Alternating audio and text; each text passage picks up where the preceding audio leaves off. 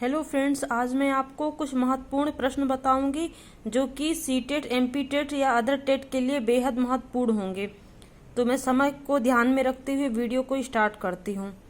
तो मानव व्यक्तित्व के मनोलैंगिक विकास को किसने महत्व दिया था? तो फ्रायड ने महत्व दिया था। मनोविज्ञान की प्रथम प्रयोगशाला किसने स्थापित की थी? तो डब्ल्यू वुंट या विलियम वुंट ने 1879 जर्मनी में स्थापित की थी।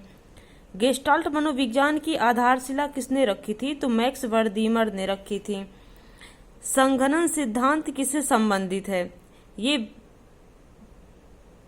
फ्रायड के द्वारा संघनन सिद्धांत दिया गया था। तो संघनन सिद्धांत किससे संबंधित है? तो ये स्मृति से संबंधित है। क्षेत्र सिद्धांत किस वर्ग का योगदान है? तो संरचनाविदों का है। भाटिया बैटरी का प्रयोग किसके मापन हेतु किया जाता है? तो भाटिया बैटरी का प्रयोग बुद्धि के मापन के लिए किया जाता है। अभिक्रमायोजित अधिगम का प्रत्यय किसने दिया था? तो थॉर्नडाइक ने दिया था। व्यवहारिक क्षमताओं में सापेक्ष स्थायी परिवर्तन जो प्रबलित अभ्यास का परिणाम होता है उसे क्या कहते हैं? तो उसे अधिगम कहते हैं। संज्ञान किस विकास सिद्धांत का हिस्सा है? तो गिलफोर्ड के सिद्धांत का हिस्सा है संज्ञान। संवेग का कौन सा सिद्धांत इस विचार को मानता है कि संयोगात्मक अनुभव संवेगात्मक व्यवहार पर आधारित है? तो अभिप्रेरणा का सिद्धांत ये मानता है। किसी इच्छा या आवश्यकता में रुकावट पड़ने पर उससे उत्पन्न होने वाला सामवेगिक तनाव क्या कहलाता है? तो कुंठा कहलाता है। हिंदी में युगचरण किसकी कृति है? तो युगचरण जो है तो माखनलाल चतुर्वेदी जी की है। जिसे बुलाया न गया हो तो उसे अनाहूत कहते हैं। कितने पाकिस्तान उपन्यास के लेखक कौन है? तो कमलेश्वर हैं। सिर पर धारण करने योग्य तो उसे सिरोधार्य कहते हैं। पृथ्वीराज रासो किस काल की रचना है? तो आदिकाल की रचना है। कवि बिहारी मुख्यतः किस रस के कवि हैं? तो श्रृंगार रस के हैं। रति का पर्यायवाची तो प्रेम होता है। प्रकृति के सुकुमार कब कहे जाते हैं? तो प्रकृति के सुकुमार कवि कहे जाते हैं सुमित्रा नंदन पंत कहे जाते हैं। द्वितीय भाषा सीखने के संदर्भ में सबसे कम महत्वपूर्ण है? तो अभिभावक से प्राप्त प्रोत्साहन ये कम महत्वपूर्ण होता है। उच्च प्राथमिक स्तर पर बच्चों को हिंदी भाषा की क्षमता के आकलन में प्रकार्यपरक पक्ष पर बल देने से आशय क्या है? तो भाषा प्रयोग पर बल देना। प्राथमिक स्तर पर बच्चों की भाषाई क्षमताओं का विकास करने का अर्थ है भाषा अनुकरण की कुशलता पर अधिकार।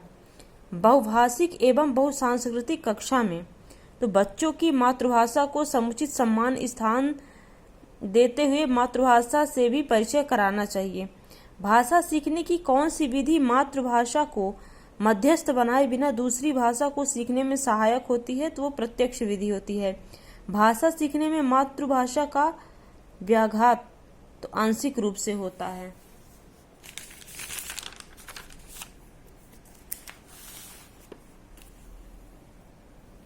भाषा शिक्षण के संदर्भ में किसी शिक्षक के लिए सर्वाधिक महत्वपूर्ण है? तो भाषा प्रयोग के अधिक अवसर प्रदान करना। बालक की प्रारंभिक शिक्षा उसकी मातृभाषा से दी जाए यह किसका मानना है? तो महात्मा गांधी जी का है। प्राथमिक स्तर पर भाषा सिखाने से तात्पर्य है भाषा का प्रयोग सिखाना। उच्चारण सुधारने का कार्य किन कक्षाओं में करना चाहिए? तो जो उच्चारण सुधारने का कार्य है ये प्रारंभिक या प्राथमिक कक्षाओं में होना चाहिए। संस्कृति की दूसरी मंजिल है तो चिरंतन मूल्यों का संरक्षण, संगीत कला आदि का संरक्षण, परंपरा और रूढ़ि का आश्रय स्थल तो ये सब हो जाएंगे, सारे सही हैं। दृष्टिबाधित बच्चों को भाषा सिखाते समय अधिक से अधिक मौखिक भाषा का प्रयोग करना चाहिए। बच्चों की मौखिक अभिव्यक्ति का विकास करने के लिए सबसे कम प्रभावशाली तरीका कौन सा है?